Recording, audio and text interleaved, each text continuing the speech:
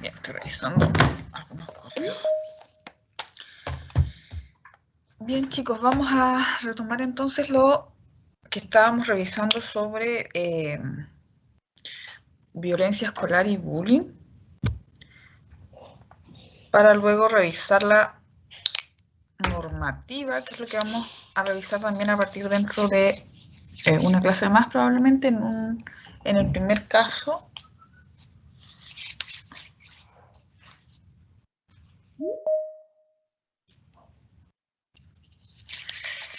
Bien. Bien, chicos, entonces habíamos revisado algunos elementos relevantes a propósito del fenómeno del bullying. Luego de esto vamos a revisar estos apartados que aparecen en relación a la descripción de las formas múltiples que toma el bullying en los contextos escolares, que va desde el acoso físico, ¿cierto? Que es una forma como más tradicional de ejercer el acoso o matonaje escolar, que tal como aparece ahí, ¿cierto? Puede ir desde el acoso físico directo hacia la persona o hacia hacia la estructura física de la persona, ¿cierto? Como cualquier forma de golpear a alguien.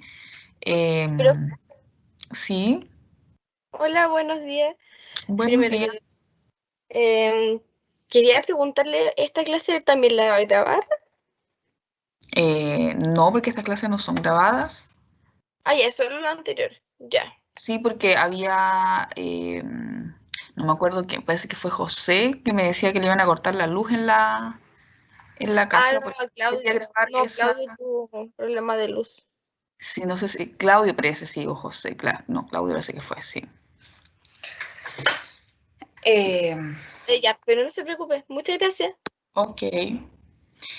Que puede tomar las formas de cualquier golpe físico, ¿cierto? Que es la forma como más tradicional de matonaje, pero también aparecen otras conductas que son propias de el acoso físico, ¿cierto? Como escupir al compañero, morderlo, arañarlo, tirarle el pelo, ¿cierto?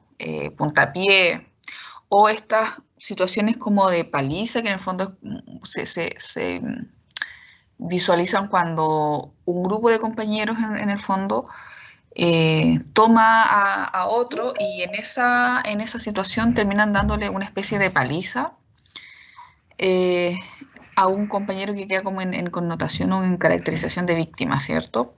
Pero también puede tener formas de acoso físico indirecto que, como vemos acá, tiene la característica de que efectivamente no hay una violencia directa, ya en términos de golpear a alguien, sino que tiene que ver con estos hechos de, por ejemplo, intimidación, como espiar a un compañero cuando está en el baño, por ejemplo, eh, seguirlo en esta conducta como de acoso, ¿ya? O perseguirlo, y también en la lógica de, por ejemplo, romperle sus pertenencias personales, ¿ya? Estas conductas que de alguna manera nos remontan a una forma de bullying o de acoso escolar más tradicional, ¿cierto? Un poco lo que pasaba y lo que sigue pasando eh, en las aulas escolares, cuando todavía estaban los chicos en las escuelas, ¿cierto? Esta forma de maltrato directo asociado a una lógica más bien presencial, ¿cierto? Que de hecho está muy asociada como a la forma más clásica de matonaje, a diferencia de lo que hablábamos la semana pasada en función de una forma más virtualizada que ha tomado un poco en el último periodo a propósito de la tecnología, el bullying, ¿ya? La segunda forma tiene que ver con este acoso más verbal, también lo podríamos incluso encasillar como una forma de acoso psicológico, a pesar de que todas estas formas, ¿cierto? El matonaje físico, verbal, simbólico o a través de el ciberbullying, lo que termina gestando es una forma de maltrato psicológico, por lo que veíamos al final de la semana de la clase pasada, ¿cierto? Que efectivamente vivir una experiencia de bullying, más allá de cómo sea la forma que tome, lo que termina impactando efectivamente es la psicología, ¿cierto? Y es por eso que luego, cuando esto se hace sistemático y no se detiene, puede efectivamente en ese niño, en esa niña, tornarse una experiencia bastante significativa en términos de experiencia psicológica, independientemente de la forma que tome, ya sea física, cibernética, verbal, ¿cierto? Lo que impacta finalmente, el daño más significativo es justamente a la estructura psíquica de la persona.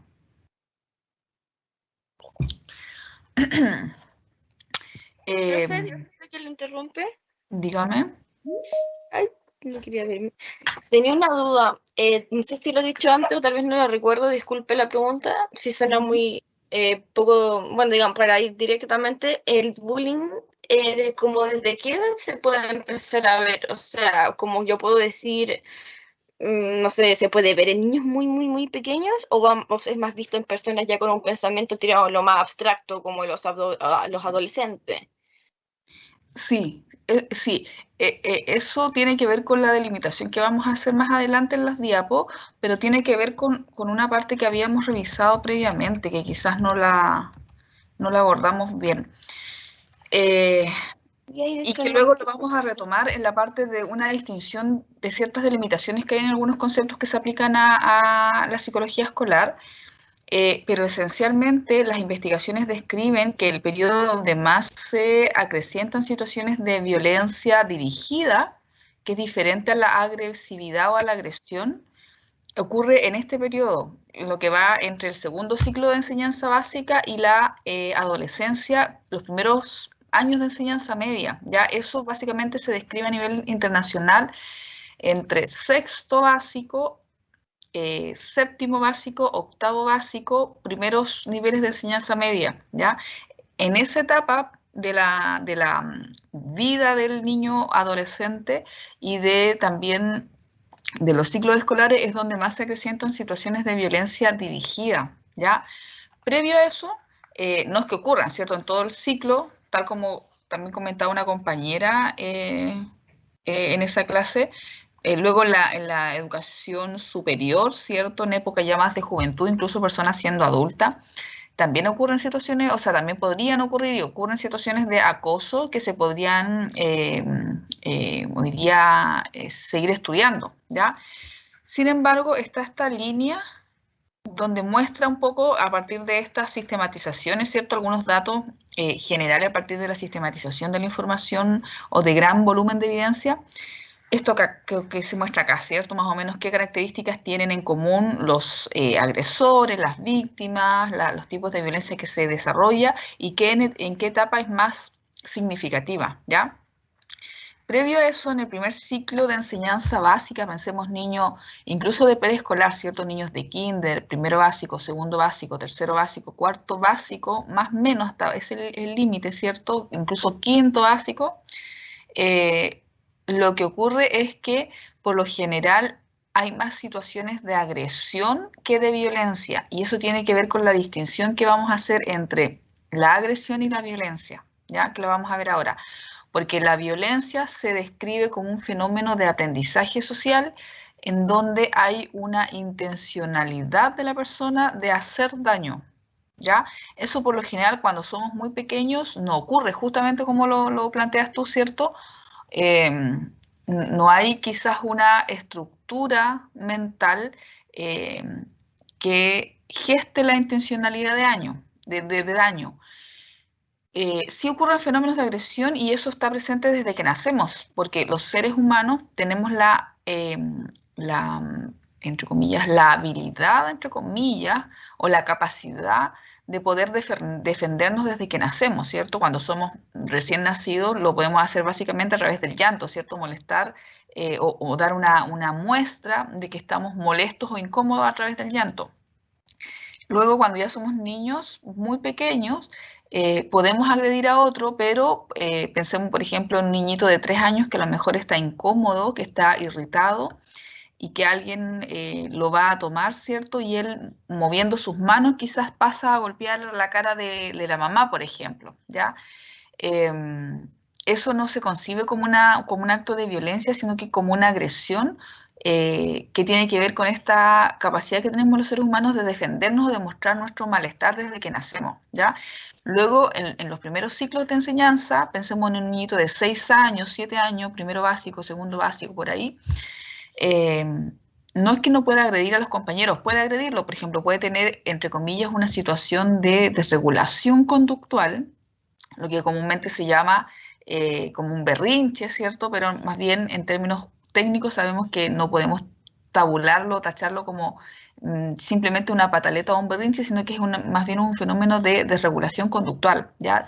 Debido a que el niño algo le molesta, algo lo tiene frustrado, ¿cierto? Etcétera, etcétera, y el niño se desregula y puede efectivamente tener un comportamiento que agrede a los demás. Por ejemplo, no sé, pues está en la sala, se desregula por algún motivo y tira los lápices, por ejemplo, ¿ya? O patea a los compañeros, ¿ya?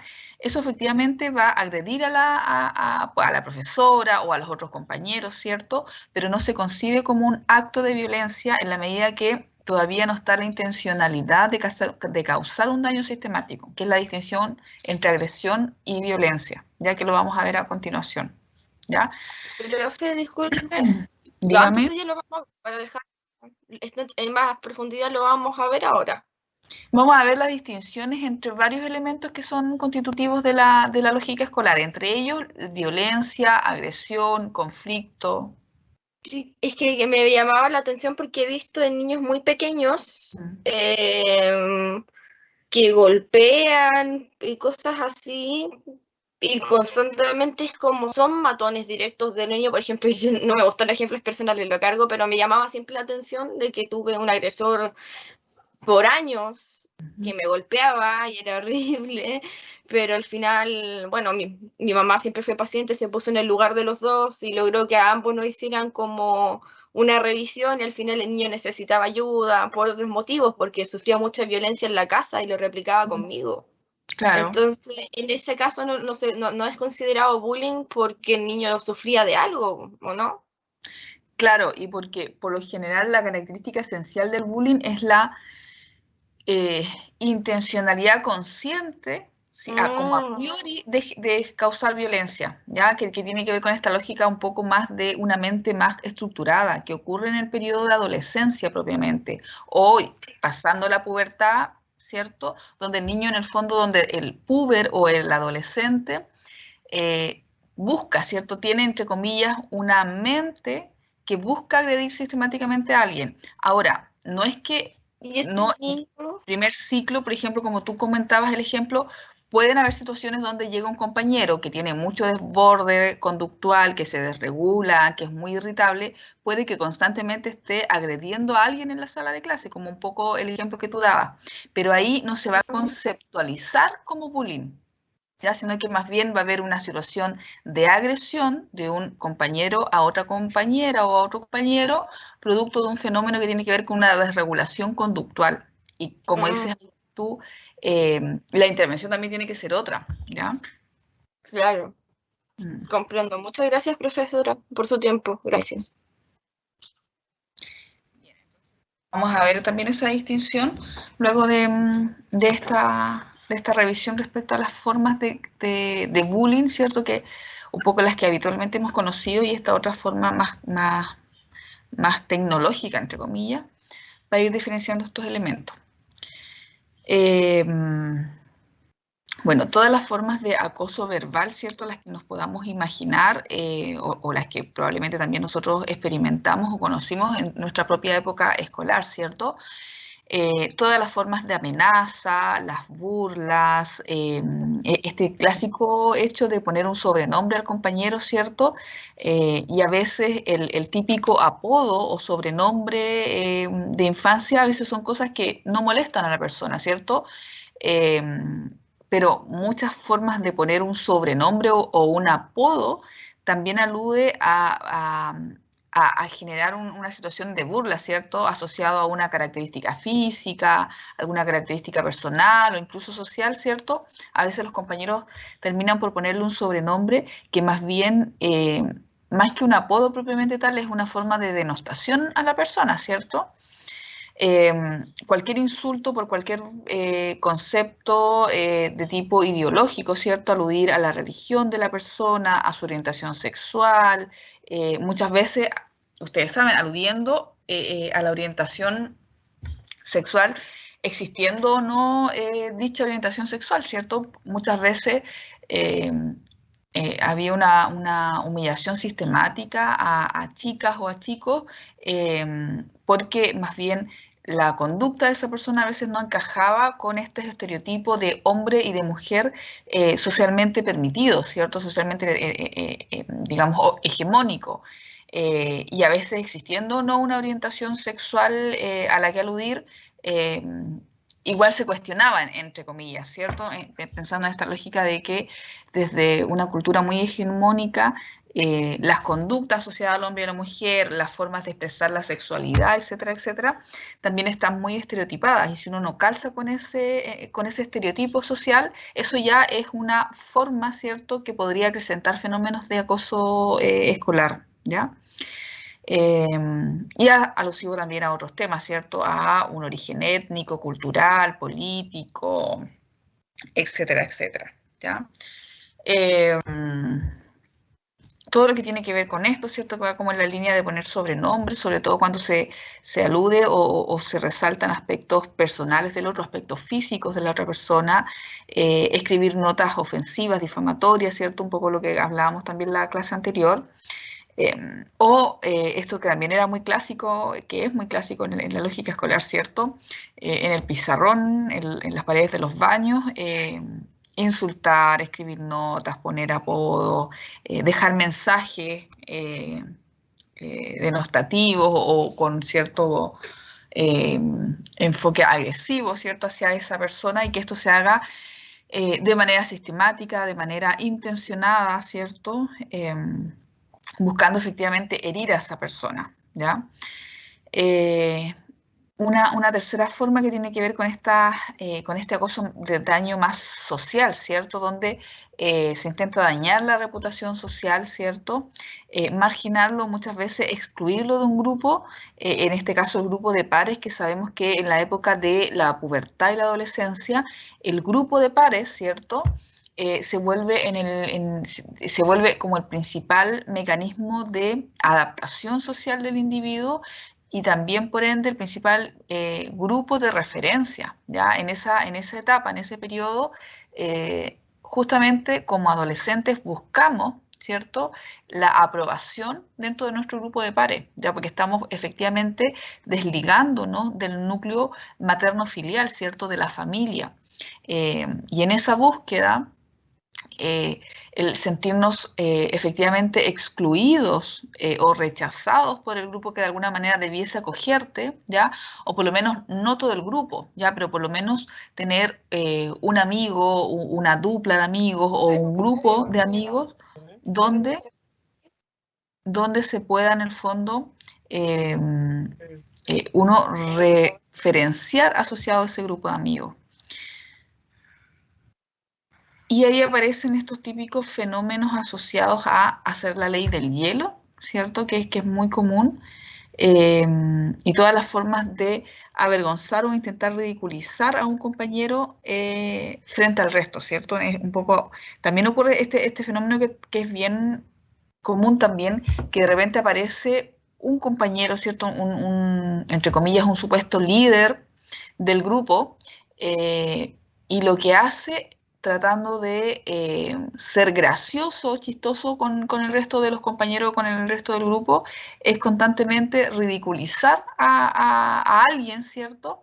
Para que se forme, entre comillas, como el chivo expiatorio, ¿cierto? Como el compañero que siempre se le está tirando una broma, pero esa broma en realidad es graciosa para el resto, pero no para la persona que sufre esa broma, ¿ya? Eso también, cuando se hace de manera sistemática y sostenida, se puede transformar en una situación de acoso, efectivamente.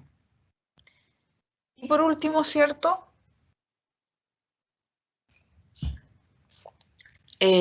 las formas de acoso cibernético, lo que ya entendíamos la semana pasada como ciberbullying, que también lo puedo encontrar en la literatura, como ciberbullying, acoso cibernético, matonaje cibernético, etcétera.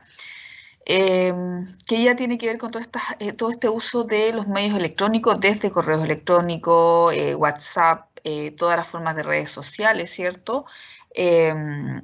O incluso crear una página difamatoria que crea contenido asociado a, digamos, acosar a una persona. Muchas de ellas, como comentaban ustedes, ¿cierto? Usan, por ejemplo, fotografías que se le han sacado a la persona, fotografías muchas veces con connotación erótica o sexual, ¿cierto? Que en algún momento alguien se ha sacado o ha compartido, ¿cierto? Y esto se masifica rápidamente en redes sociales y es utilizado como una forma de denostación, ¿cierto? Y que por lo general también adquiere esta caracterización, ¿cierto? Que no es que ocurra una vez de manera, o más bien son aislados los hechos que ocurre una situación o un par de situaciones y se detienen, sino que también tornan a esta situación sistemática de agredir a alguien bajo estos términos, ya bajo estas circunstancias, ¿ya? Particularmente en Chile, la PDI tiene una línea de abordaje que de repente cuando uno hace intervenciones en los colegios uno puede solicitar, ¿cierto? Si es que hay unidades en ciertas comunas que tienen establecida esta unidad, pero por lo menos ya hace bastante tiempo, tienen una unidad dentro de la PDI que se hace cargo más bien sobre todo del acoso sexual hacia menores, ¿ya? Y por ahí cuando uno los contacta entre los equipos de convivencia escolar, pueden ir a los colegios a hacer charlas psicoeducativas, ¿ya? Si bien no están asociados tanto al tema de bullying propiamente tal, ¿cierto? El acoso que se produce entre compañeros, tienen una unidad que sí trabaja mucho el tema del sexting, ¿cierto? No el sexting, del grooming, perdón, que tiene que ver con el acoso sexual que hacen adultos a menores de edad. Y eso lo persiguen obviamente porque eso ya torna características de delito, ¿ya? Y como es asociado, ¿cierto? Como tienen algunas lógicas también compartidas con temas de acoso cibernético entre compañeros, cuando uno hace coordinación con ellos, pueden efectivamente ir a hablar de estos temas, ¿cierto? Y también desde una cierta expertise que tienen ellos como policías en esos ámbitos, puede ser también una de las formas de intervención dentro de un plan de intervención en este tema, ¿cierto? Una de las aristas o de los ejes de trabajo que, por ejemplo, gente de la PDI entrenada o conocedora del tema, sobre todo del manejo de cómo lo hacen también a nivel de búsqueda cibernética de temas de acoso por redes, puedan acercar estas temáticas a los colegios, tanto a profesores como alumnos, ¿ya? Bien, eso para ir viendo, ¿cierto?, las características más elementales de formas de bullying. Y ahora justamente veamos elementos conceptuales respecto a lo que señalaba la compañera recién, ¿cierto? Cómo vamos a ir delimitando las diversas formas de violencia que se pueden dar en un escenario educativo, ¿ya? Bueno, para eso vamos a entender esta gráfica que aparece acá. Vamos a distinguir primero conflicto, indisciplina, luego agresividad y violencia, ¿ya? Esto nos sirve para discriminar ciertas cosas que suceden en los planos escolares y para ir teniendo la percepción también de que requieren formas de intervención distintas que en algunos grados o en algunos límites se pueden, entre comillas, relacionar entre sí, ¿cierto? O estar, entre comillas, mezclados, pero hay que tener sí la capacidad de poder distinguir uno del otro, ¿ya? Porque también eso nos delimita luego las formas de intervención que vamos a poder desarrollar, ¿ya? Bien, vamos a partir primero con conflicto. El conflicto en este ámbito se considera, tiene una connotación social, ¿ya? Conflicto básicamente alude a la diferencia de intereses, ¿cierto?, de dos o más personas, ¿ya?, que básicamente aluden a una posición distinta, ¿ya? Se dice que siempre que existan dos o más personas puede existir un conflicto, ¿ya? Respecto a una posición distinta, a un interés distinto respecto a un tema o a intereses contrapuestos, ¿ya? Por lo tanto, el conflicto es una situación inherentemente social, ¿ya?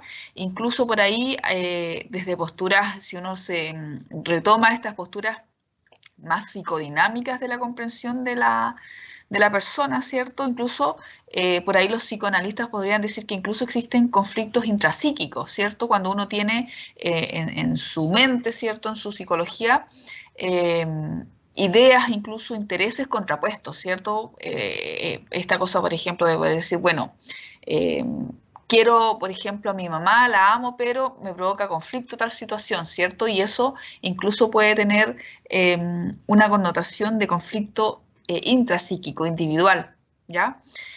Pero no nos vamos a meter en ese tema porque sabemos que desde la lógica de la psicología educacional no amerita esa lectura más bien psicodinámica, ¿ya? Pero se los comento para entender un poco que efectivamente el conflicto es algo, entre comillas, natural, ¿ya? Se podría esperar que en cualquier plano social donde existan dos o más personas podría efectivamente en algún momento gestarse algún tipo de conflicto, ¿ya? El problema de eso es cómo resolvemos históricamente esos conflictos y recordar ahí que hay muchas formas violentas de resolver los conflictos, ¿ya? Muchas situaciones históricas y sociales dan cuenta de eso, ¿cierto? Como las comunidades, incluso a nivel mundial, producto de una resolución no pacífica de conflictos, se llega incluso, por ejemplo, o se ha llegado incluso a situaciones de guerra, ¿ya? Donde la posibilidad de generar agresión o violencia llega incluso a límites letales, ¿ya?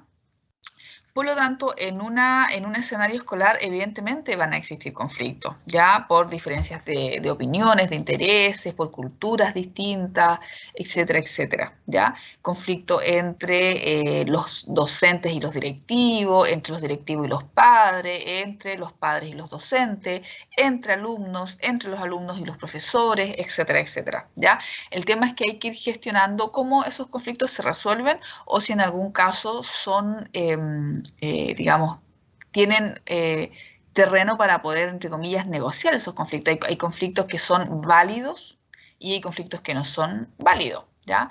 Y de acuerdo a cada cultura escolar, de acuerdo a cada proyecto educativo, podemos ir, entre comillas, cediendo terreno para una negociación, ¿ya? Entendiendo que efectivamente hay cosas que se pueden en algún momento, en algún contexto, entre comillas, negociar y levantar demandas, y en en otros conceptos, en otros terrenos, ¿cierto?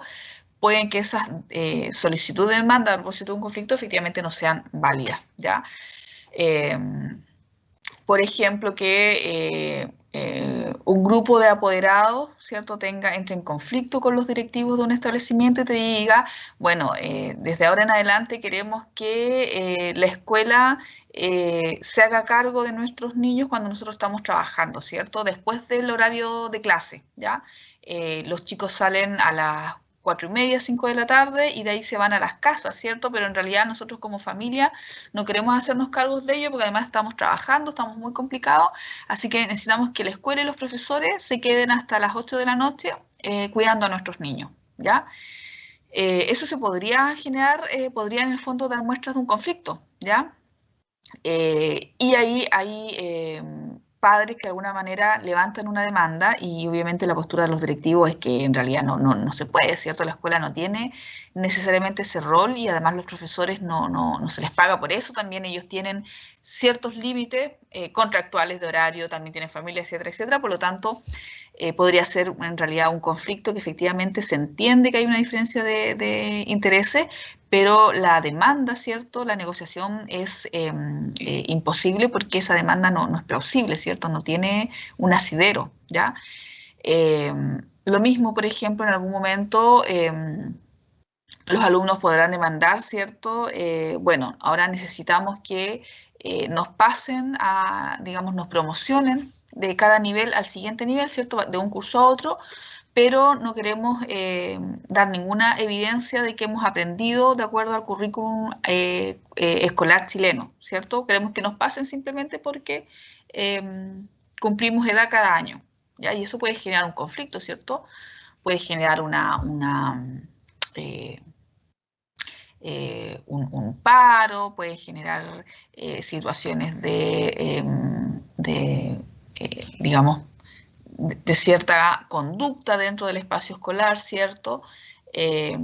Y se podrá entender de que ahí efectivamente hay un conflicto respecto a los intereses que pueden tener los alumnos respecto a lo que se establece en los marcos curriculares de enseñanza desde el Ministerio de Educación, que de alguna manera es el que regula cómo se gesta la enseñanza y cómo se, digamos, delinean los procesos de promoción escolar, ¿cierto? Que tiene que ver con esto de ir avanzando, ¿cierto? De un curso a otro por nivel.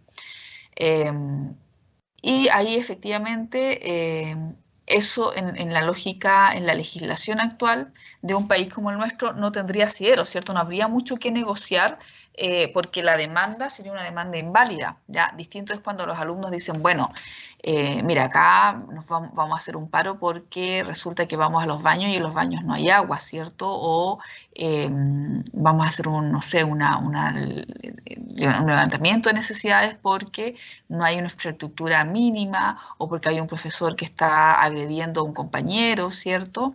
Ahí se entiende que ese conflicto provocado por una cierta situación alude a demandas que efectivamente hay que, digamos, hacerse cargo, ¿ya? Entonces, ahí en toda la gama posible de conflictos que pueden levantarse o erguirse dentro de una lógica escolar, vamos a entender también de que hay demandas que aluden a esos conflictos que pueden ser consideradas o no, ¿ya?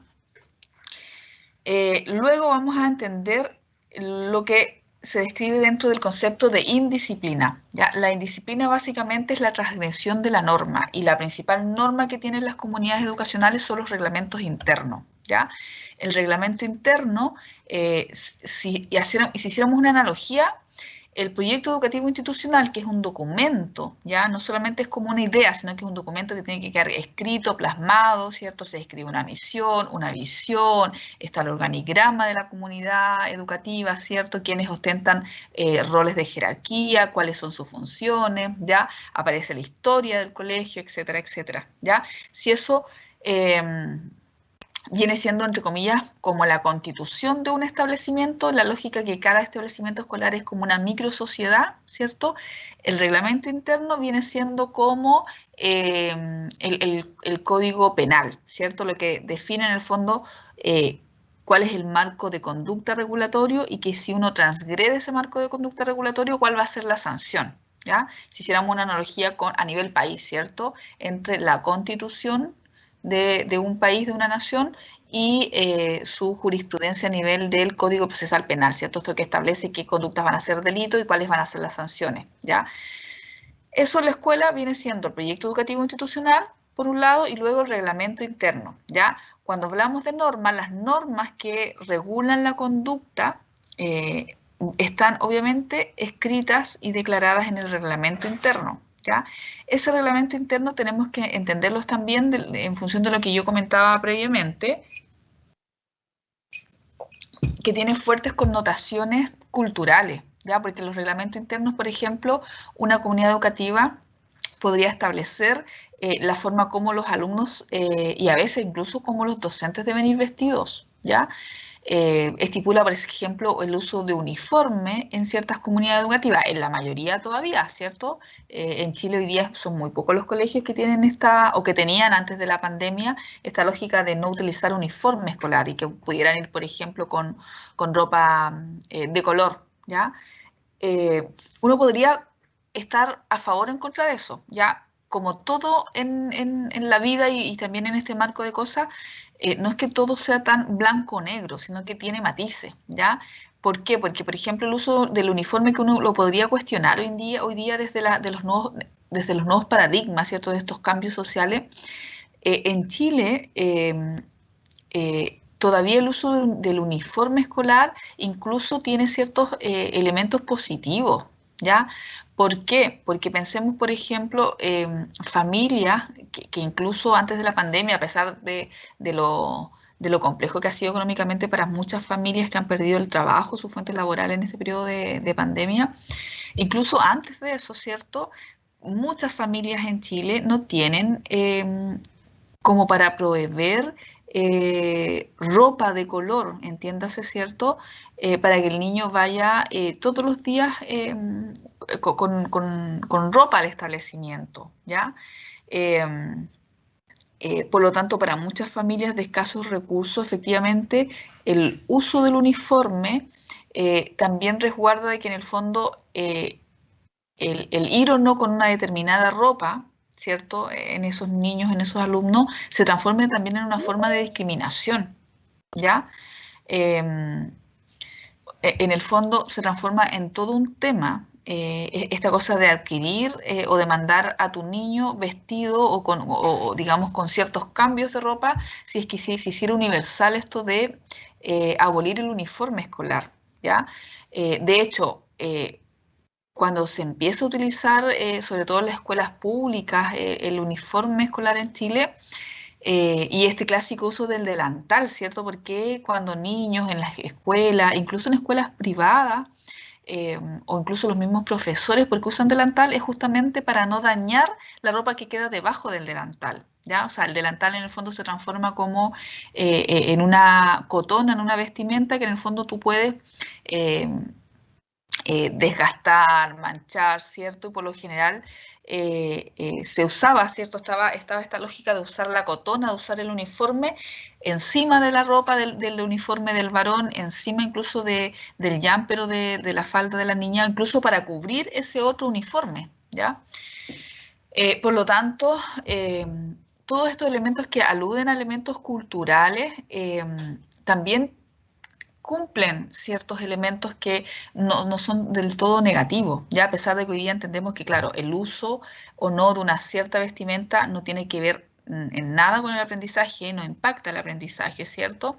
Se entiende que tiene un manejo cultural, ¿cierto? Que como comunidad escolar, si yo como alumno acepto ir a esa comunidad escolar, a ese espacio educativo, y ese espacio educativo tiene tal proyecto escolar, ¿cierto? Y si mis padres, mi familia acepta, se entenderá también de que aceptamos esas normas, ¿ya? Entendiendo que el uniforme no tiene impacto en el aprendizaje, pero como estoy aceptando ese proyecto educativo, entiendo que voy a respetar esos elementos culturales también, ¿ya? Sin embargo, en otros países que tienen un desarrollo cultural, social y económico distinto, este tema efectivamente ya fue casi como de época pasada, ¿cierto? La gente ya no lo que uno puede ver un poco en la idiosincrasia de otros países a través de series de televisión o de películas, ¿cierto? Que en realidad el uso de la ropa no es tema, ¿ya?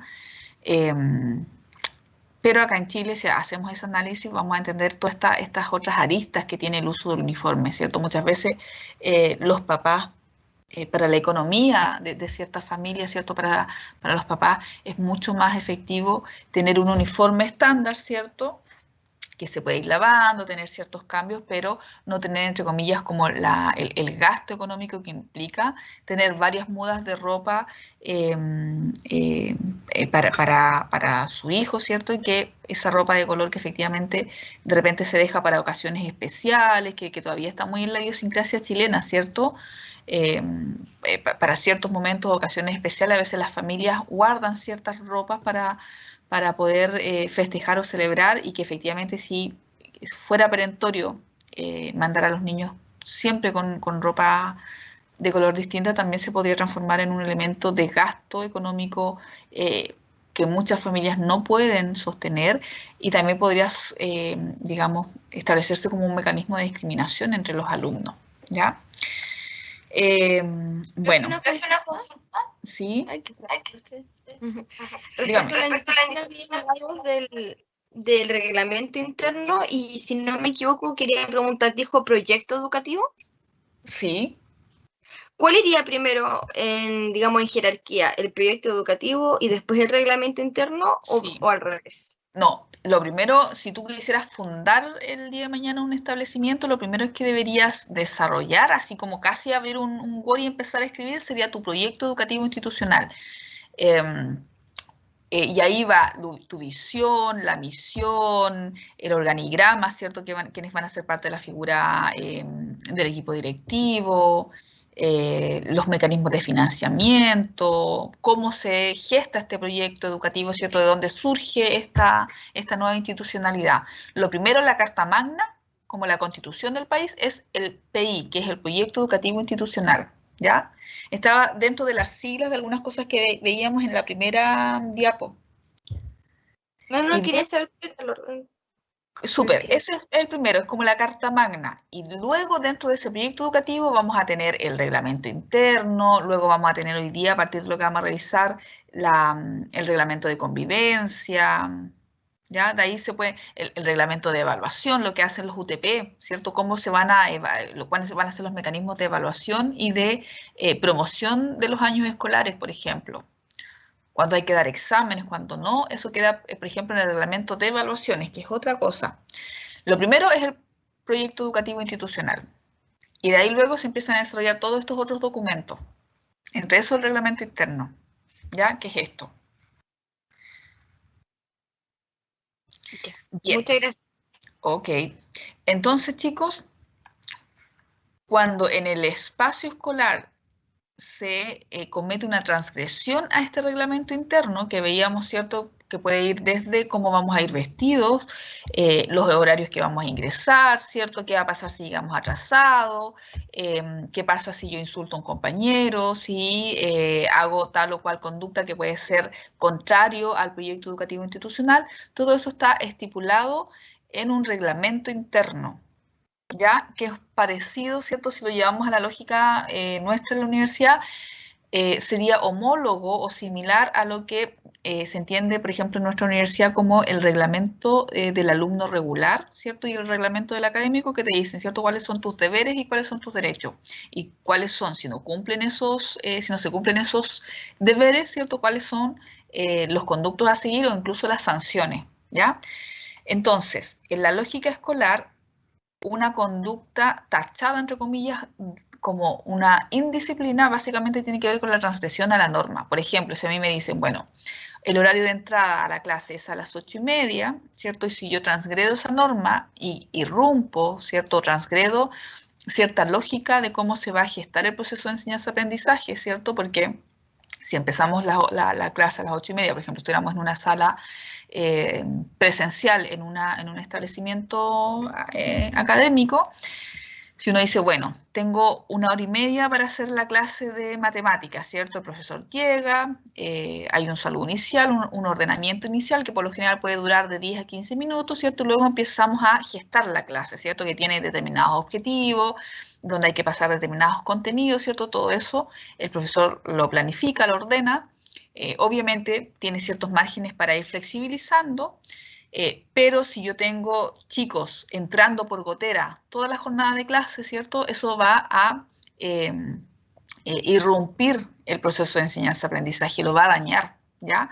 Eh, por lo tanto, eso efectivamente puede y es considerado una indisciplina, ¿cierto? Ojo, que estamos todos aceptando que el horario de ingreso es a tal hora, hay probablemente un margen, ¿cierto? Pero si usted sistemáticamente llega atrasado o se le ocurre llegar en cualquier horario, ¿cierto? Es complejo porque daña el proceso de enseñanza-aprendizaje, ¿cierto? De hecho, se restan minutos a los procesos de enseñanza. Por eso es que están, primero produce una incomodidad, ¿cierto? Es una turbulencia a la persona que, entre comillas, está tratando de gestar una clase y además termina impactando en el proceso escolar de todas las otras personas que sí responden a esa regulación horaria, por decirlo de alguna manera, ¿ya? Por lo tanto, desde esa óptica vamos a entender los conceptos de indisciplina, ¿ya? Luego, si nos trasladamos acá abajo, entendamos el concepto de agresividad, que es un poco lo que yo le explicaba a la compañera a propósito de su pregunta hace un momento, ¿cierto? La agresividad también está entendida entre comillas, ¿cierto? O entre paréntesis como un fenómeno natural, ¿ya? Entendiendo desde que nacemos, ¿cierto? Desde que el bebé abandona el vientre materno, tiene la, entre comillas, capacidad para generar una conducta que es agresiva. Y esa conducta de agresividad se entiende desde estos márgenes, desde esta conceptualización, como la posibilidad de defensa, ¿cierto? Si una persona, si un bebé se siente agredido o se siente incómodo, ¿cierto? Podrá tener un acto agresivo. El primer acto agresivo que se puede gestar, ¿cierto? Que da muestras de esa incomodidad es el llanto, ¿cierto? Luego, en la medida que ese niño crece, va a ir aprendiendo, ¿cierto? Va a ir desarrollando otras formas de cómo mostrar esa agresividad, ¿cierto? Si un niño, como los ejemplos que yo daba recién frente a la pregunta, ¿cierto? Si un niñito de 3 años o de 6 años se siente incómodo, frustrado, se siente amenazado, efectivamente va a agredir a alguien, puede agredir a alguien. ¿Ya? Sin embargo, más bien es como un acto de autodefensa o es un acto de desregulación conductual, ¿ya? Incluso cuando uno es más grande, pensando en un niño puber, en un adolescente, incluso una persona adulta, podría efectivamente, producto de una desregulación conductual, de algo que no se manejó bien desde su habilidad emocional, podría terminar agrediendo a alguien, ¿ya? Entendiendo que es distinto a la violencia, en donde vamos a entender y vamos a conceptualizar que la violencia es producto del aprendizaje social y eso se aprende desde el seno de la familia, desde nuestra comunidad, desde lo que vemos en televisión, también desde lo que aprendemos en la misma escuela, ¿cierto? Donde la violencia se concibe como una forma aprendida, ¿ya?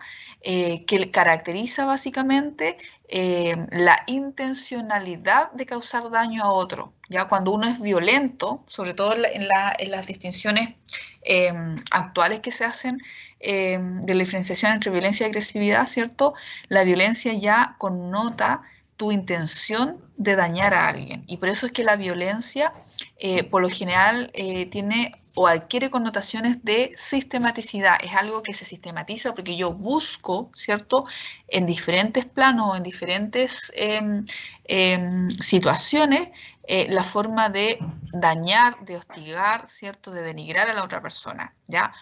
Tengo como objetivo el dañar al otro, ¿ya? En la agresividad, que podría incluso tener en el acto mismo situaciones parecidas, por ejemplo, que un compañero le dé patadas a otro, ¿ya? Un niñito de 7 años desregulado porque quizás la está pasando mal o lo agreden en la casa o en algún momento se enojó con el compañero y lo terminó pateando, no puede decir, bueno, no es que busque intencionalmente, sino que hoy día llegó a la clase, algo pasó y le terminó pegando patadas al compañero. O lo hace comúnmente, pero alude más bien a que está desregulado porque, no sé, a lo mejor es objeto de violencia en su casa, ¿ya? Y una situación de violencia también podría tomar la forma de patear al compañero, pero ya cuando estamos hablando de violencia es cuando ese compañero que patea al otro intencionalmente busca agredir al otro. De hecho, gesta en su mente formas de violencia, ¿ya?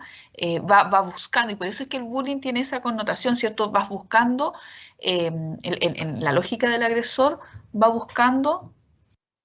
Esperen un segundo, chicos. ¿Y por qué no fue? ¿Por qué no fue? ¿No sacaste nada? ¿Por qué no?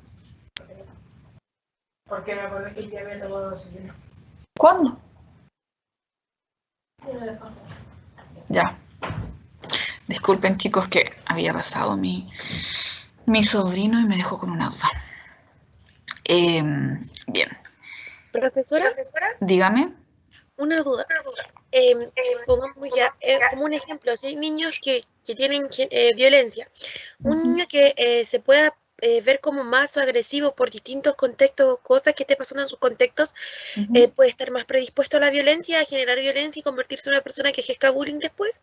Sí. Porque igual llama la atención que a veces niños muy pequeños o igual puede ser por imitación que ellos ocupan su agresividad Sí. cuando son más chiquititos, porque uno lo ve en los colegios, yo lo veía en los colegios, el colegio que estuve, cuando uno era chico, yo tenía compañeros que eran tremendamente agresivos, o que uno puede decir bullying, que te molestaban, te pegaban, que te ponían sobrenombre y cosas así, pero a veces también era por imitación a los mayores.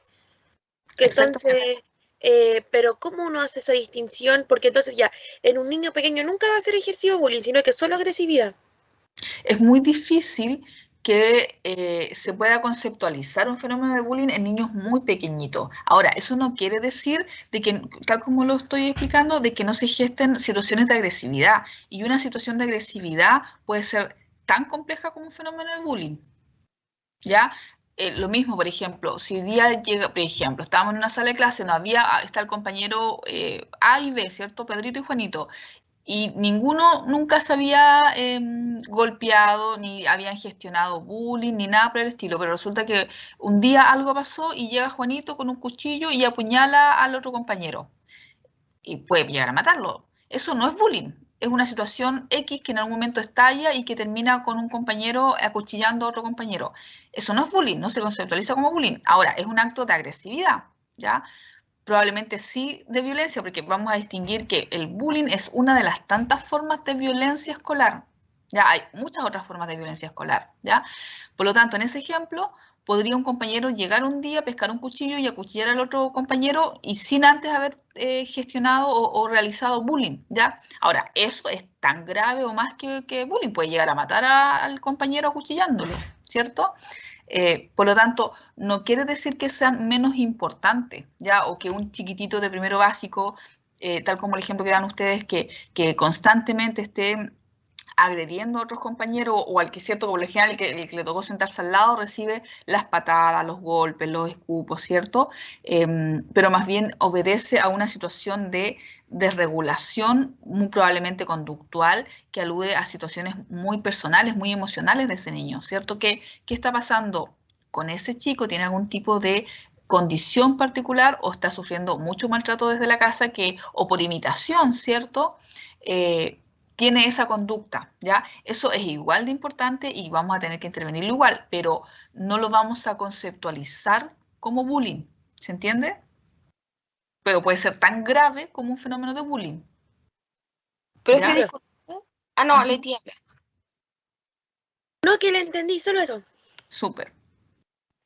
Respecto a la Leti, tenía lamento interrumpirla tanto, es que me gustaría que me quedara claro. Entonces, la agresividad se puede reflejar como en todo el contexto, por ejemplo, de un curso.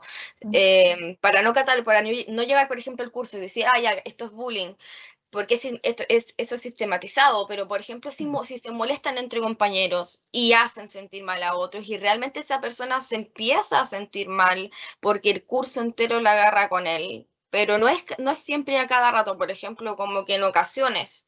Eso ya no es bullying, pero lo puedo catalogar como agresividad. Como otra forma de violencia. Ahora, Claro, yo he visto que y también cuando yo era, no es que me guste llevarlo a mi plano personal, pero es que es lo que tengo del colegio porque yo salí ya hace rato, pero sí veía a los niños más pequeños, por ejemplo, que le agarraban con un compañero o una compañera porque eran gorditos, pero no era como que los buscaran a cada rato para molestarlos y seguirlos por redes sociales y acosarlos, no, pero sí le agarraban con ellos y los molestaban por eso, de vez en cuando, pero ya, los molestaban. Entonces, eso no es bullying, pero si es reiterado, igual cuenta como sí, agresividad. es que por eso, cuando tú ya, en el ejemplo que estás dando, eso podría efectivamente constituirse un fenómeno de bullying. Cuando tú dices es reiterado, ¿cierto? Y Porque hay no una era. intención de burlarse, por ejemplo, este clásico ejemplo de que se burlan, por ejemplo, del compañero o la compañera más gordita, ¿cierto? Incluso, como lo revisábamos recién, a lo mejor no hay una violencia física, no es que la golpeen, pero en esta cosa de usar el sobrenombre cotidiano, ¿cierto? Ya, la gorda del curso, ¿ya? O X apelativo, ¿ya? Si eso es sistemático o reiterado, a lo mejor no hay, no hay una forma de violencia más, entre comillas, más explícita, más que utilizar un sobrenombre que es denostativo, y eso es reiterado por parte de un curso, de un grupo de compañeros a esta compañera, eso sí es bullying, sí es una forma de acoso. Cuando Sí, tiene y esa a condición de veces que es son como. reiterado, sí lo puedes configurar. Sí, porque había visto eso, pero también veía, por ejemplo, lamento yo a lo plano personal, yo tenía un grupo de amigas como que le agarraban mucho conmigo, en términos muy peyorativos y constantes, o sea, era un acuso que yo no me di cuenta hasta que usted habló en verbal, que a mí sí me llegaron a hacer un grupo de Facebook para burlarse de mí y hacer memes, pero para ello, pero la burla era yo.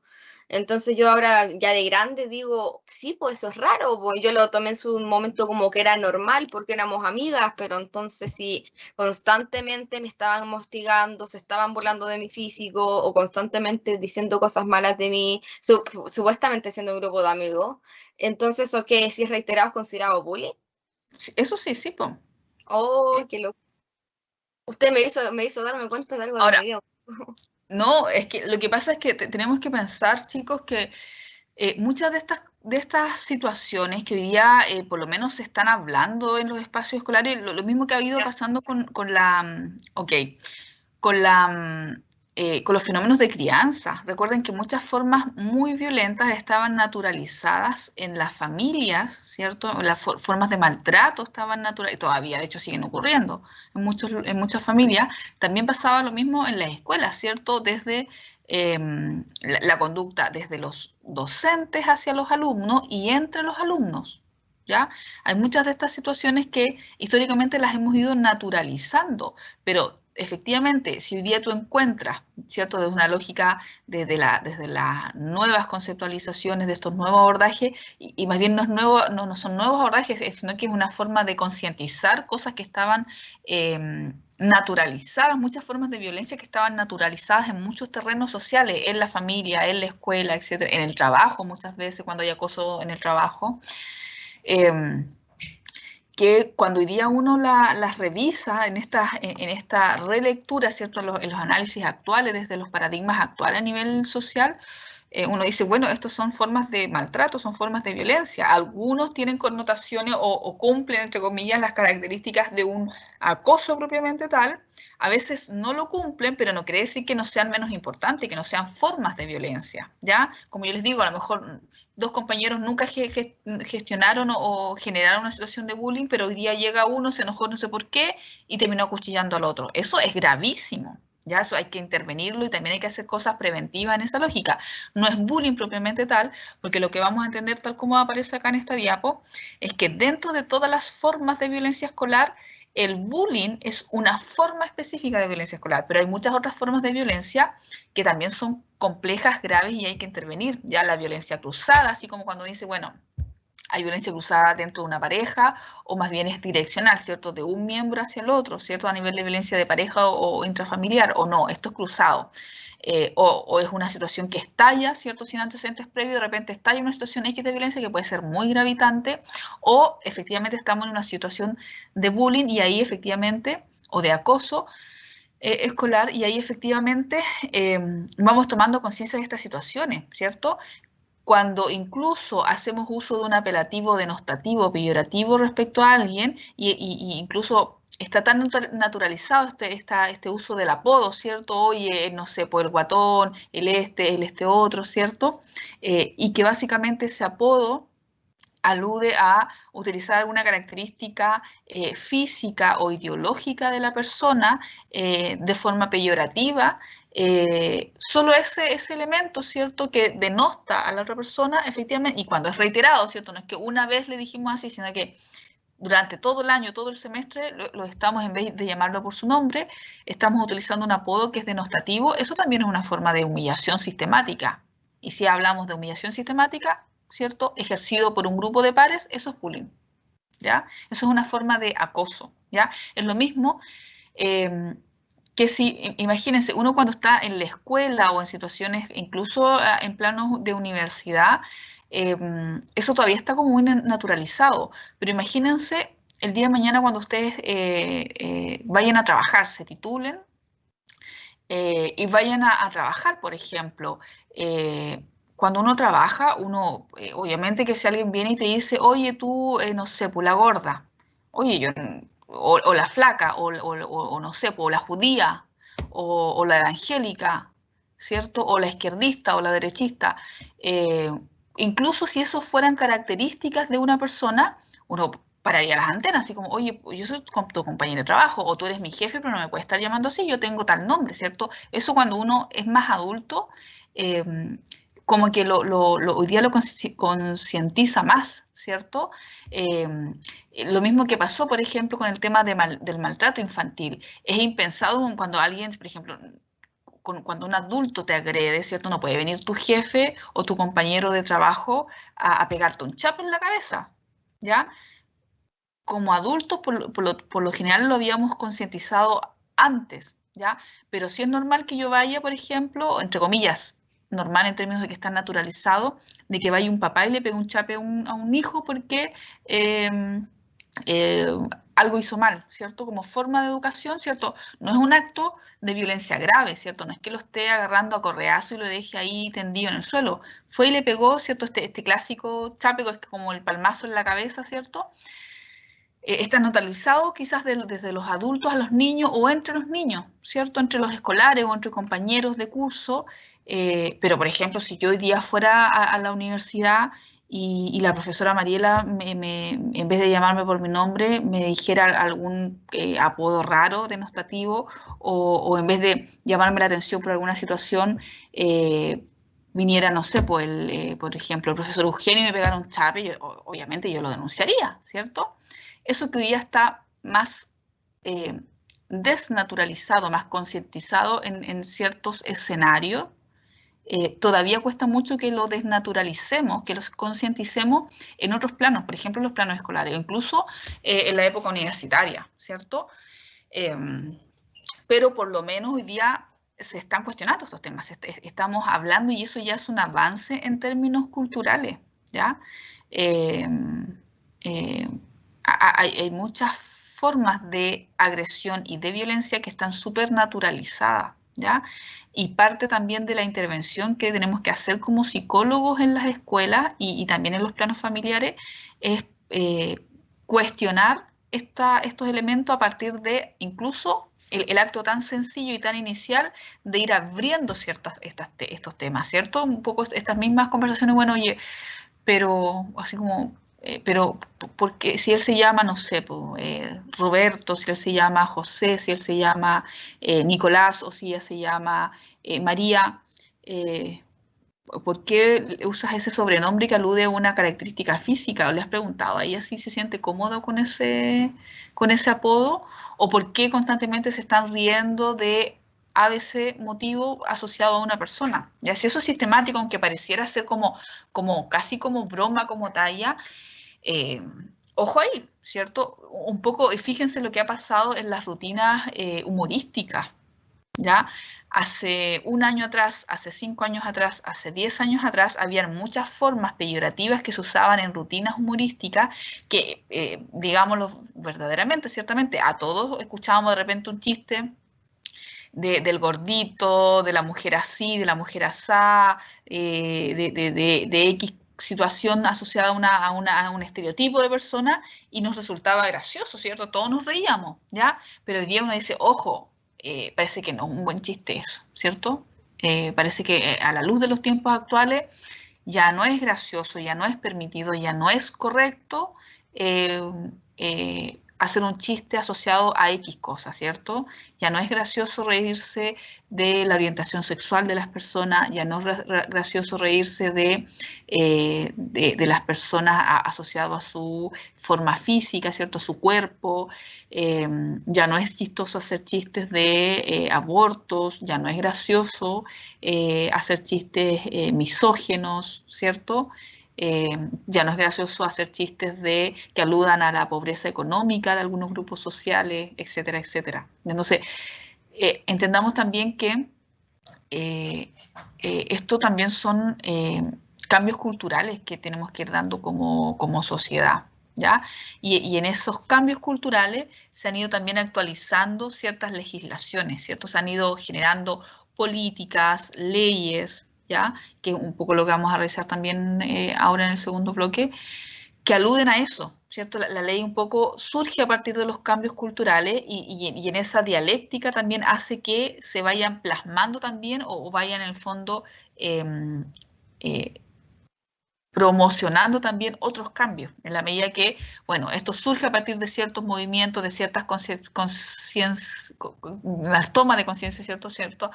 De nuevas formas de entender los temas, pero esa legislación también luego genera un efecto inverso, ¿cierto? Hacia abajo, ¿cierto? En la medida que sanciona ciertas conductas o que hace imperantes ciertas lógicas, también promueve, ¿cierto? Que esos cambios sigan evolucionando, ¿ya? Hoy día, por ejemplo, a partir de los cambios culturales, tenemos una política de convivencia escolar, algo que hace un par de décadas atrás era impensado, ¿cierto? La escuela era solamente el lugar donde íbamos a aprender matemática, lenguaje, historia, educación física, etcétera, etcétera, pero nadie hablaba de que era una forma de gestionar culturalmente formas de violencia o no, o de que teníamos que promover ciertas situaciones de aprendizaje socioemocional, por ejemplo, ¿ya? Se observa ese cambio, se arman políticas a nivel de legislación y esa misma política nos hace reafirmar esos cambios, nos obliga a que en el terreno escolar hoy día, por ejemplo, exista un encargado de convivencia escolar y que se haga cargo de algunos elementos dentro de estos conceptos, ¿ya? Así que, efectivamente, vamos viendo cómo esto se va tomando cuerpo desde nuevas ópticas culturales, desde nuevas conceptualizaciones de nuevas formas de conciencia social, pero también alude a la legislación, a nuevas políticas, leyes, decretos, y que luego en la práctica misma, ¿cierto? Cuando uno dice, bueno, ¿qué puede ir a hacer un psicólogo en la escuela? Bueno, incluso en elementos tan básicos como ir a abrir temas, ¿cierto? Pararse frente a un curso y decir, bueno, chicos, hoy día vamos a hablar de la violencia en el pololeo, ¿ya? O hoy día vamos a hablar de qué es el bullying, por ejemplo, ¿cierto? Y eso uno efectivamente lo puede hacer y lo hacen muchos psicólogos trabajando, por ejemplo, en intervención psicoeducativa o intervención escolar, ¿ya? Bien, para avanzar en esta óptica, chicos, entendiendo de que hay muchas formas de generar violencia escolar y que una de esas formas es el bullying, pero que también existen muchas formas de violencia escolar, vamos a entender que se pueden diferenciar, ¿cierto? Un poco, una era el bullying, recién veíamos, ¿cierto? Y el bullying también tiene diferentes formas de gestarse, pero también entendiendo que la diversidad de violencia escolar no es solamente exclusiva del bullying, ¿cierto? Hay otras formas de violencia escolar que tienen que ver con estas que aparecen acá, pero también podrían incluso encontrar en algún otro texto autor otras formas de violencia, ¿ya? Violencia física, psicológica, de género, la violencia sexual, ¿cierto? Violencia por medios tecnológicos, sea o no constitutivo del bullying, violencia simbólica, ¿ya? Y la violencia en su macro comprensión, ¿cierto? Tiene que ver con esto, ¿cierto? Donde hay un uso ilegítimo del poder, de la fuerza, de la posición de una persona frente a otro. Muchas veces sabemos que en un grupo de pares, en un grupo curso, ese uso ilegítimo del poder incluso tiene que ver con los rangos sociales que ostentamos en un grupo social, ¿ya? Aunque no estén establecidos por decreto, ni en un organigrama, ni nada por el estilo, cuando uno forma grupos sociales, ya sea un grupo de amigos, un grupo curso, ¿cierto? Se genera, entre comillas, como una microsociedad, y ahí en el fondo empezamos a desarrollar roles y desarrollar ciertas funciones en ese grupo, ¿ya? Por lo tanto, a veces esa diferencia de posiciones sociales, ¿cierto? Este niño que queda como, o este compañero que en el fondo es como el líder positivo, este otro que es como el líder negativo, este otro que es como el más simpático, chistoso, ¿cierto? El que le cae bien a todo el mundo, este otro que es más reservado, etcétera, etcétera, ¿cierto? Uno va tomando ciertos roles también en en los distintos grupos sociales que uno va formando a lo largo de su trayectoria escolar y en la vida misma, ¿cierto? Por lo tanto, muchas veces, asentados de esta posición social que tengo en un determinado grupo, puedo hacer uso ilegítimo de ese poder, ¿ya? Donde lo que se persigue es el daño, ¿cierto? Como una consecuencia o un objetivo, el daño del otro, ¿cierto? Y tiene que ver con transgredir ya sea límites físicos, éticos, psicológicos, ideológicos, culturales. Cuando uno se burla de alguien, por ejemplo, por tener una postura religiosa o un credo religioso distinto al mío, o yo pensar distinto, ¿cierto? Voy a utilizar esa creencia religiosa del otro a propósito de una violencia simbólica, ¿cierto? Eso también es una forma de violencia, ¿ya? Sin embargo, vamos a distinguir también de la violencia que es estructural a toda la sociedad y que se genera también, por ende, en la escuela, de formas de violencia que son propias de la escuela. Y ahí se hace esta diferenciación, ¿cierto? La violencia que es transversal a la sociedad, que también se traslada y se gesta en la escuela a formas específicas y particulares de violencias de la escuela que son propias del terreno educativo y que por lo tanto no se van a gestar quizás en otras esferas sociales, ¿ya? Y esas formas de violencia que son propias de la escuela aluden a estos tres elementos, ¿cierto? Sí, por ejemplo, la violencia en la escuela que tiene que ver con la violencia estructural que se da en muchos planos sociales, ¿ya? Como por ejemplo la violencia barrial, ¿cierto? Cuando hay dos pandillas o dos bandas que suceden en un contexto barrial o comunitario que históricamente han tenido una rencilla, ¿cierto? De un grupo con otro grupo, de una familia contra otra familia, y luego esa misma situación de violencia cruzada entre estos dos grupos o estas dos pandillas se trasladan dentro de la escuela, producto de que ahí también hay miembros, ¿cierto? De un grupo A y de un grupo B, o de una pandilla y de otra pandilla, y eso mismo que sucede a nivel barrial comunitario, empaña o empapa también la lógica de la violencia dentro de la escuela a partir de estos grupos. Ya esto sería como la primera distinción. Pero hay formas de violencia que son propias y características de la escuela como institución, que no suceden en otros espacios sociales, ¿ya? Y dentro de esa segunda están estas tres situaciones que se describen de manera como elemental, ¿cierto? Primero, los procesos y dinámicas estructurales que tienen que ver con toda la lógica que se transmite desde la legislación hacia la institución educativa, ¿ya? Por ejemplo, formas de legislación o de gobernanza, ¿cierto? Que tiene que ver con armar la lógica educativa dentro de ciertos márgenes y que uno podría decir, bueno, eso es violento. Por ejemplo, es violento cuando a un profesor le piden que, por ejemplo, mejore los resultados educativos, que desarrolle un currículum diversificado. Sí. Está explicando el punto 1, ¿cierto? El proceso Sí. dinámico y estructural. Ya, profe. Sí, dentro de este segundo punto, de la violencia que es propia de la escuela. Ya, en este primer nivel vamos a hablar también de las lógicas estructurales, pero que son propias de la dinámica educativa.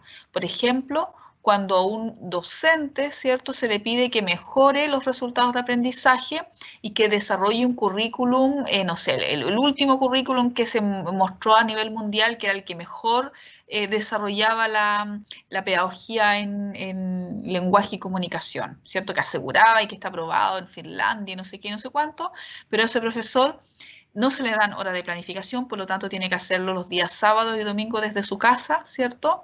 Y sigue teniendo una sala reducida con 42 niños que apenas se pueden mover dentro de la sala y que con suerte, ¿cierto?, le pagan el sueldo a tiempo, ¿ya? Eso que es estructural, que es desde el sistema, y que aparece un decreto y que le dice, bueno, usted profesor va a tener que hoy día desarrollar un currículum bajo estas lógicas, que implica que el profesor tiene que capacitarse, que tiene que hacer nuevas planificaciones, pero no se da ni el espacio, ni el tiempo, ni el apoyo económico, ¿cierto? Esto que históricamente los docentes han denominado o han llamado el agobio laboral, ¿cierto? Que efectivamente uno lo observa en los distintos planos de gestar la enseñanza, ¿cierto? Esto ha sido muy controversial en culturas como las nuestras, donde hay grandes rutinas académicas, ¿cierto? Donde el profesor por lo general tiene que estar, que gran parte de su jornada laboral está diseñada para la docencia directa, y todo el trabajo extra, desde corrección de pruebas, desde revisar trabajo, desde la orientación a los apoderados, desde la planificación, no se alcanza a realizar dentro de su propio horario de jornada laboral, y por lo tanto tiene que terminar haciéndolo en espacios personales, ¿ya? Y esto que ha sido tan visibilizado, por ejemplo, en los pedagogos de enseñanza básica y enseñanza media, hoy día también, por ejemplo, lo vemos en los propios terrenos universitarios, que hasta cierto momento se pensó que era, entre comillas, un terreno menos nocivo en ese sentido. Hoy día ustedes saben que toda la lógica mercantilista también se ha ido plasmando en todos los terrenos educativos, ¿ya? Donde históricamente se han ido acortando los periodos de planificación y efectivamente muchas personas que desarrollan labores educativas tienen que efectivamente desarrollar gran parte del trabajo que tiene que ver con educar a otros en diferentes niveles o materias de enseñanza en espacios que son más bien fuera de tu horario laboral y que esas horas efectivamente ni siquiera pasan como horas extra, por ejemplo, ¿ya? Bueno, el gremio de los docentes, particularmente los docentes que trabajan en escuelas y en liceos, históricamente han develado esa situación, ¿ya? Pensemos además que muchos sistemas de enseñanza que hoy día están catalogados como los grandes modelos, ¿cierto? Aquellas culturas o sociedades que dan grandes números bien positivos en términos de los resultados académicos finales, ¿cierto? Son estructuras educativas desde la legislación hacia abajo, ¿cierto? Desde la articulación gubernamental hacia abajo hasta la misma sala de clase está pensada y diseñada de otra forma, ¿ya? Desde el número de alumnos que hay en la sala de clase, desde las horas de docencia, ¿ya? Etcétera, etcétera. Por lo tanto, eso que tiene que ver o que es propio de la estructura pedagógica de un país en los distintos niveles de enseñanza podría entenderse también como una forma de violencia escolar, ¿ya? Y en este concepto de agobio laboral, los docentes, históricamente, al menos en países como el nuestro, han ido tratando de cuestionar o de develar esa situación, ¿ya? Pensemos también en otras lógicas que también van como en esta línea, ¿cierto? Por ejemplo, probablemente hoy día no suceda tanto, pero por ejemplo, en algún momento también se les expulsaba de las instituciones educativas a los docentes que, por ejemplo, se les observaba desde una orientación sexual distinta, ya se le cuestionaba al docente o a la docente si se sospechaba o habían claros indicios, por ejemplo, de que su orientación sexual no era desde la heteronormativa, ¿ya? Esto que en el plano del bullying escolar entre compañeros también tiene cierta connotación, ¿cierto? Esto hacer bullying desde una lógica asociándola a la denostación de la orientación sexual o de tus formas de expresar en términos de la sexualidad o orientación. También uno dice, bueno, pero hay también varias personas adultas de las comunidades educativas también sufrieron violencia, porque en algún momento si se supo que un profesor era gay o que una profesora era lesbiana, muchas escuelas los expulsaron, no porque fuese un mal profesor o que porque hubiese cometido un acto ilegal, etcétera, etcétera, sino que utilizando netamente su orientación sexual a propósito de esa expulsión, ¿ya? Eso podemos entenderlo, ¿cierto?, desde este primer punto, ¿ya? Luego, todos los procesos dinámicas institucionales que son propias de una comunidad educativa a propósito del desarrollo curricular, de la participación, todos los fenómenos que pueden ser propios de una comunidad, ¿cierto? De un proyecto educativo institucional, de una escuela, de un liceo, donde uno dice, ojo, mira, acá culturalmente ha pasado esto, o históricamente ha pasado esto, o el equipo directivo históricamente ha tomado esta posición frente a estos temas, pero hoy día vemos y lo cuestionamos desde esta óptica como también una forma de violencia escolar, ¿ya? Y luego ya en el tercer punto, todas las dinámicas que se plasman en las dinámicas más personales, ¿ya? El bullying, ¿cierto? Es una de estos elementos de violencia escolar que cae en el tercer punto, ¿ya? Donde hay una dinámica personal o hay un proceso interpersonal entre dos compañeros o entre un grupo de compañeros donde se genera, por ejemplo, una situación de violencia tipo bullying, ¿ya? O también otras formas de violencia escolar, como bien ustedes lo mencionaban, ¿cierto? A lo mejor acá hay una situación que no es constitutivo de bullying, pero también es una situación de violencia, por supuesto. Ya pensemos que el bullying, tal como aparecía en la diapo anterior, el bullying es una de las distintas formas de violencia que se pueden dar en la escuela. ¿Ya?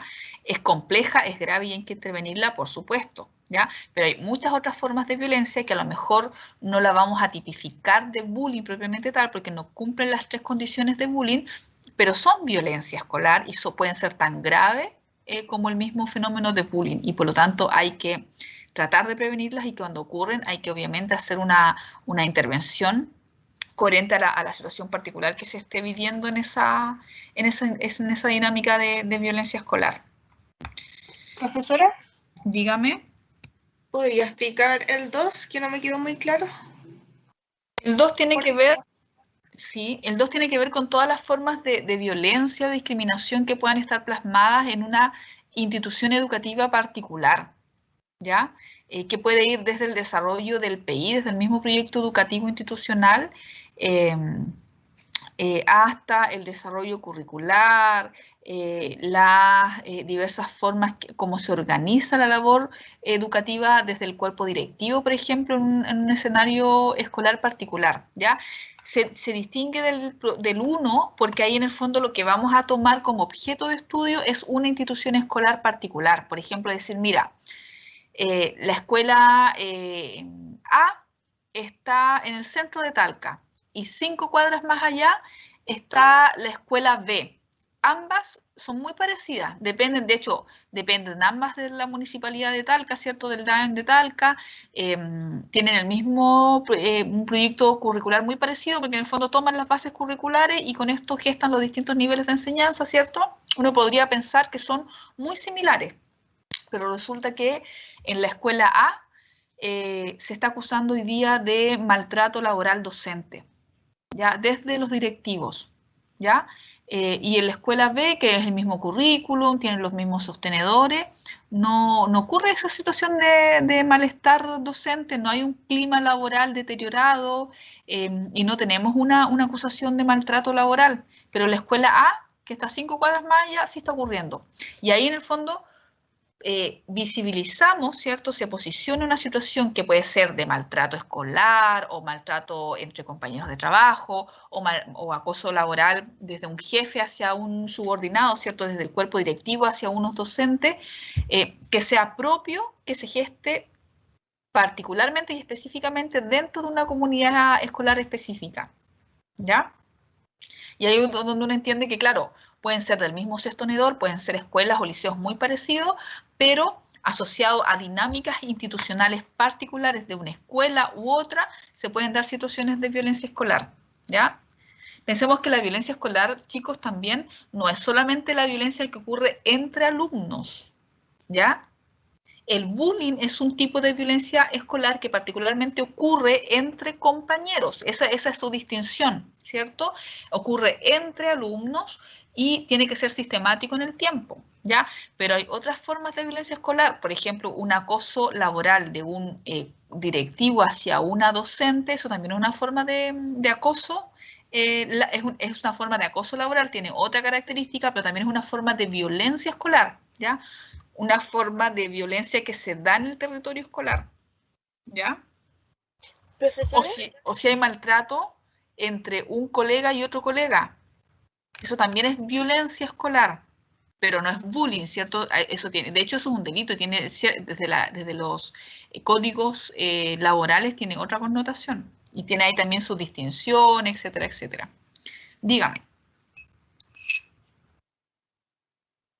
parece que la Caro tenía que hablar algo porque había prendido el micrófono y después vengo yo. No, sí quería decir que había entendido. Gracias. Ok, súper. Profe, Leticia, pero dígame. ¿en qué tipo de violencia, pongamos, puede caer? Sería en el PEI, pongamos ya, ponemos un colegio católico, pero que desde arriba viene como este tipo de discriminación, o ya pongamos como el ejemplo de las clases de religión. Si dentro de un colegio católico ahora ya, antes se sabía que en los salesianos no podían entrar niños evangélicos, ahora pueden entrar, creo, pero con otras como tienen que adecuarse a la materia que pasan en ese colegio. tienen que regirse por lo católico, Mm. porque igual se les hace ir a misa y todo. Eso sería como algún tipo de discriminación en el punto 2, ¿cierto? No en el punto 1. Sí, sí, Ya, pero correcto. Sí, ese tema es súper complejo, Leticia, que estás tocando, porque ustedes saben que lo que se produce en la práctica es que se contraponen, y ahí estamos en un conflicto, cuando se contraponen dos intereses que son distintos, ¿cierto? Se contraponen dos cosas que están además legisladas en Chile. Uno es la libertad de enseñanza, y donde hay colegios que su proyecto educativo está plasmado desde valores religiosos y se declaran abiertamente colegios confesionales, ¿ya? Como estos colegios con sellos católicos cristianos, evangélicos, hay una variedad, ¿cierto? Uno por lo general, los que más reconoce son como los colegios asociados a la religión católica, ¿cierto? Al cristianismo. Pero también hay otros colegios que son, que tienen otros credos y que son confesionales en ese credo, ¿cierto? Donde en el fondo tratan de seguir plasmando su fe y que esa comunidad educativa, esos niños que están en crecimiento, también sean adeptos a esos valores religiosos. Entonces ahí se gestan misa, la asignatura de religión es obligatoria, ¿cierto? A diferencia de los establecimientos laicos. Y efectivamente, desde nuestra Constitución y desde la legislación educativa está declarado la libertad de enseñanza, ¿ya? Sin embargo, hoy día este mismo sello tan cultural asociado a un elemento religioso de tipo ideológico, uno podría decir, pero pucha, pero en base a ese mismo sello de repente se han perpetuado en la historia situaciones de violencia escolar. O incluso desde la legislación hoy día eso se contrapone con la ley de antidiscriminación, ya con la afamada ley Zamudio. ¿Se acuerdan del caso de Daniel Zamudio? sí, profe.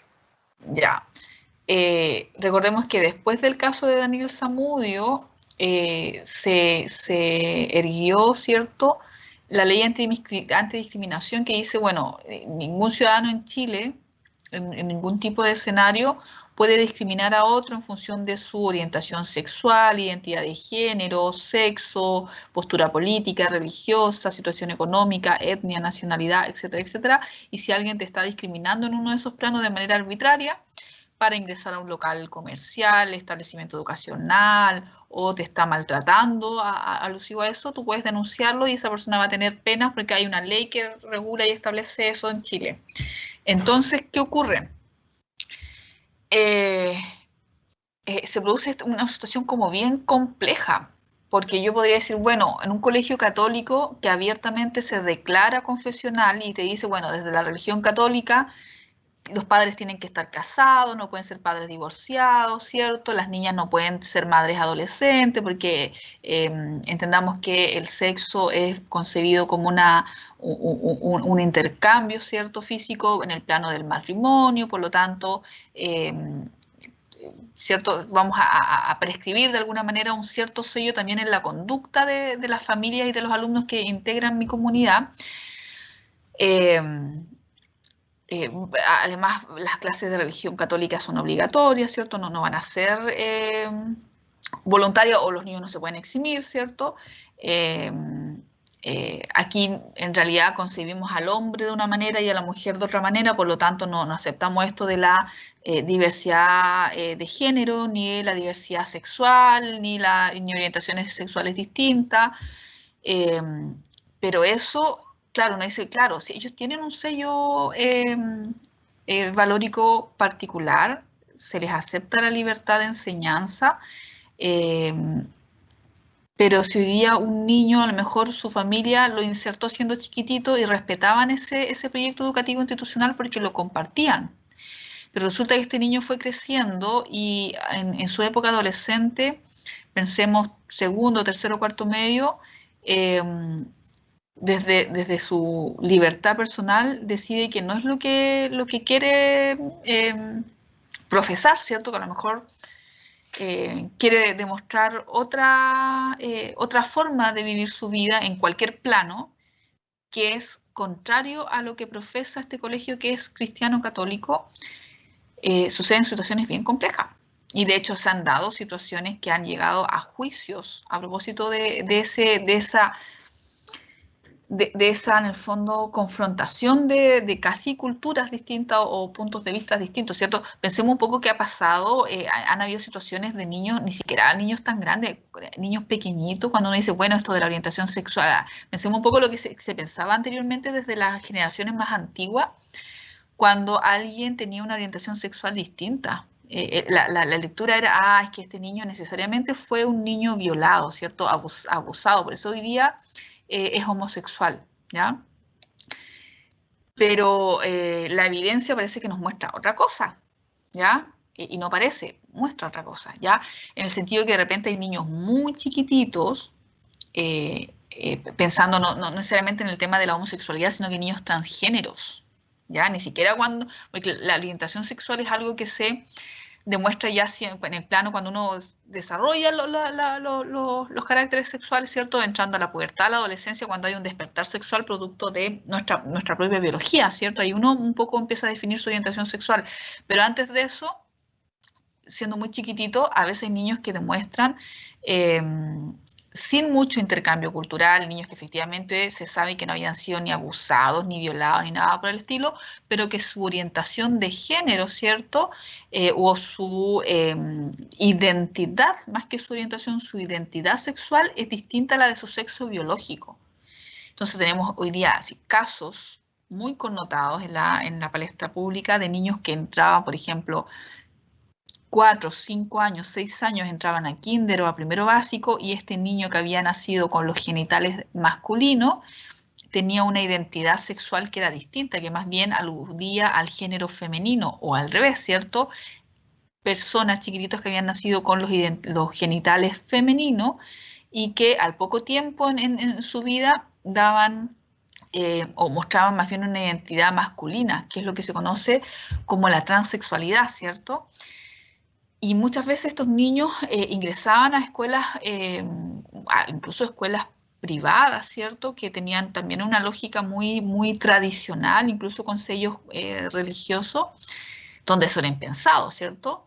Pero también ahí en el avance que ha habido en estos temas, había muchos padres que, contrario a lo que pasaba antiguamente en la familia, hay padres que reconocían eso. Oye, ¿cómo yo le puedo privar a mi hijo, a mi hija, que exprese su identidad si yo estoy viendo que no es feliz con el sexo que nació?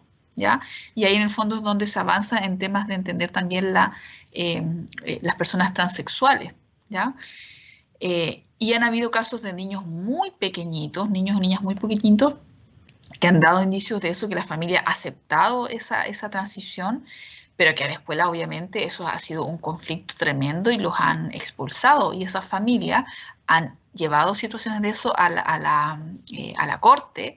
Y efectivamente lo que hacen los sistemas de justicia, como entre comillas las leyes no están o no deberían estar sesgadas por las ideologías religiosas o los credos religiosos, en el fondo le dan la libertad, ¿cierto? Porque respetan, entre comillas, o intentan respetar la libertad de todos los miembros de la sociedad. Entonces, en el fondo, muchas veces cuando ese tipo de situaciones se llevan a juicios en cortes, le dan el favor a la familia, ya a los alumnos. Y uno dice, bueno, y por lo general lo que determinan es pagar indemnizaciones a esa familia y volver a restituir las matrículas a esos niños, ¿ya? Muchas veces los papás, a pesar de que ganan esos juicios, optan por no mantener porque una corte decide que en el fondo el colegio tiene que restituir la matrícula. Muchas veces los papás, en el sentido de que esos establecimientos o esas comunidades educativas van a perpetuar situaciones de daño emocional,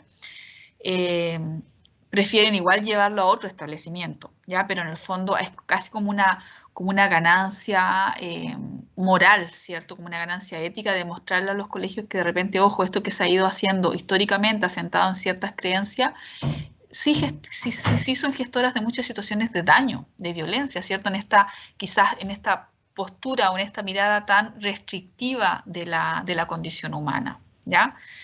Y ahí hoy día se dan muchas situaciones que son complejas, que efectivamente son contrarias, que contraponen por un lado la libertad de generar un proyecto educativo con determinados sellos valóricos, sellos religiosos, se contrapone con esto que hoy día es tan visible o tan aceptado desde la lógica actual, ¿cierto? Que tiene que ver con la libertad humana, ¿cierto? En todos los ámbitos de la persona humana, desde la etnia, desde la religión, desde la política, etcétera, ¿ya? Así que esos son grandes temas, chicos, hoy día en muchas comunidades educacionales, ¿ya? Que sin duda cuestionan un poco la lógica tradicional de la institución educativa como una institución social icónica, ¿cierto? Y muchas de las prácticas que sustentaban las culturas escolares en esa óptica de cosas, ¿cierto? Hoy día está fuertemente contrariada, cuestionada, ¿ya? Y por lo tanto, efectivamente se transforman en ámbitos de abordaje muy potentes desde la psicología educacional o desde la psicología escolar en nuestros tiempos. Bien, chicos, son las 10:41, ya empezamos aquí ahora a las 9, ¿cierto? Sí, 9, 10:41 ya. Yo creo que justo es necesario hacer un receso. Hagamos un receso de 30 minutos y de ahí vamos a seguir con la segunda parte que tiene que ver con la legislación. ¿Qué nos dice hoy día la política de convivencia escolar y la ley de violencia escolar? Porque eso también va a delimitar lo que se nos pide en el plano interventivo en las escuelas, ¿ya? Hagamos ese receso, volvamos a las 11:10, ¿ya? Más o menos 11:10 yo retomo para continuar con la clase. Vamos a Bueno, bajar. profe, gracias. Ok. Hola, profe, ¿me dijo 11:10? Sí, 30 minutos. Yo tengo más o menos en mis relojes las 11:40, 11:50, 11:10, 11:20 en realidad es, ¿o no? No, pues, está bien. Tenemos 20 minutos de aquí a las 11, 11:10. A las 11:10, unos 30 minutitos, Ya, retomamos. gracias. Ok.